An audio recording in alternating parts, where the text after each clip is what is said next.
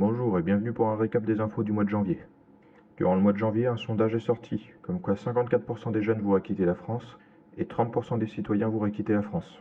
Il y a aussi eu un remaniement au niveau du gouvernement, notamment Elisabeth Borne qui a quitté son poste en tant que Premier ministre et qui a été remplacée par Gabriel Attal. Nous avons aussi appris que la loi immigration qui avait été passée le mois précédent a été en grande partie censurée par le Conseil constitutionnel.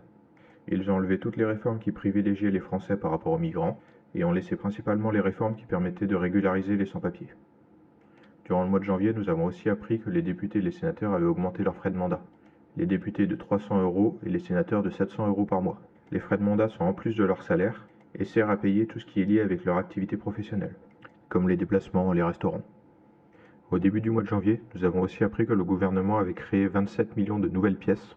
Ces pièces avaient un nouveau logo pour les pièces de 5, 10, 20, 50 centimes. Seulement le logo a été refusé par l'Union européenne, ce qui fait que toutes les pièces sont à refaire.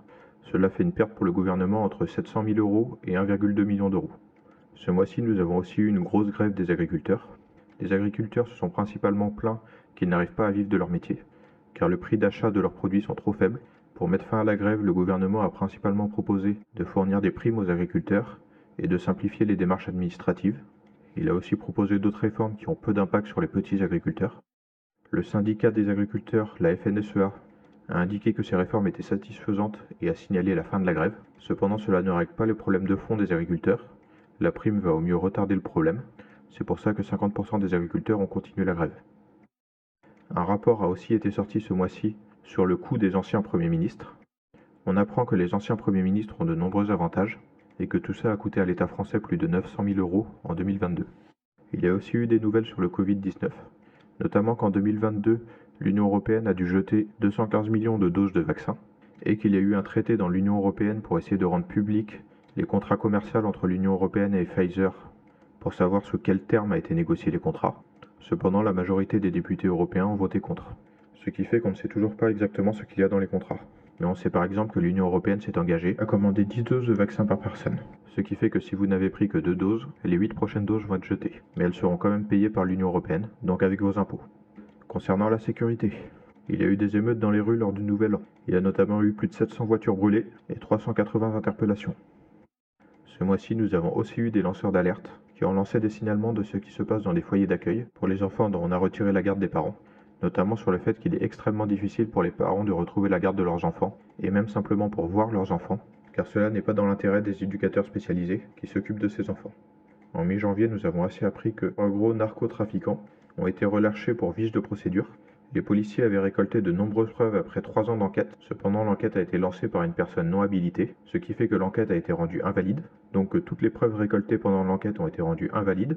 Donc il n'y a plus de preuves contre les narcotrafiquants. Et vu qu'ils ont déjà été condamnés pour trafic de drogue, la justice interdit de les recondamner pour le même motif. Durant le mois de janvier, il y a aussi eu un rapport sur la consommation d'obus en Ukraine. On apprend notamment que l'Ukraine utilise jusqu'à 8000 obus par jour et la Russie jusqu'à 15 000 obus par jour. Or, la France ne peut produire que 20 000 obus par an. Donc si une guerre éclatait en France, les obus que nous pourrons produire en 1 an seraient consommés en 2 jours et demi. Au milieu du mois de janvier, il y a aussi eu des grosses émeutes à Mayotte. Mayotte étant une petite île française au sud de l'Afrique, qui a vu sa population et des violences exploser dues aux migrants. Et pour régler ce problème, le gouvernement a décidé de faire des camps de migrants, en indiquant qu'il rapatrierait ces migrants sur le territoire français. Cependant, au milieu du mois de janvier, il y a eu des confrontations entre les migrants et la population locale. Concernant les informations de géopolitique, nous avons appris que des pirates houthis s'étaient attaqués à des porte-cargos occidentaux dans le canal de Suez. Si le problème n'est pas résolu, les bateaux qui vont de Chine en Europe devront contourner toute l'Afrique, ce qui risque de faire exploser le prix des marchandises chinoises. Concernant les infos de l'Union européenne, nous avons appris que l'Union européenne a passé un accord de libre-échange avec la Nouvelle-Zélande, ce qui met encore plus en difficulté les agriculteurs français et avantage les entreprises de voitures allemandes. Nous avons aussi appris que l'Union européenne voulait faire entrer la Bulgarie et la Roumanie dans l'espace Schengen, c'est-à-dire que les habitants de ces deux pays pourront voyager librement partout en Europe. Mais ces deux pays ont une mauvaise réputation concernant la sécurité, donc il y a un risque que la criminalité dans ces deux pays se mette à impacter d'autres pays de l'Union européenne. Concernant les infos sur l'écologie, nous avons appris qu'au début du mois de janvier, le gouvernement avait rallumé des centrales à charbon. On rappelle que les centrales à charbon sont la méthode la plus polluante pour produire de l'électricité. Le fait qu'elles ont été rallumées prouve le mauvais état du parc électrique en France. Nous avons aussi appris qu'une nouvelle espèce invasive a été détectée en France. Un ver de terre qui mange d'autres vers de terre et qui n'a pas de prédateur naturel en France. Cette espèce pourrait faire diminuer le nombre de vers de terre en France, ce qui à long terme détériorerait la qualité des sols en France. et les chercheurs n'ont actuellement aucun moyen de l'exterminer. Le mieux qu'ils puissent faire, c'est essayer de limiter sa prolifération. Il se peut que j'ai oublié des éléments ou fait des erreurs. Je vais donc vous laisser des commentaires dédiés. N'hésitez pas à aller voir ces commentaires pour voir les éléments qu'il vous manque. Quant au hater, je vous laisse un commentaire dédié. Ce sera plus facile à modérer.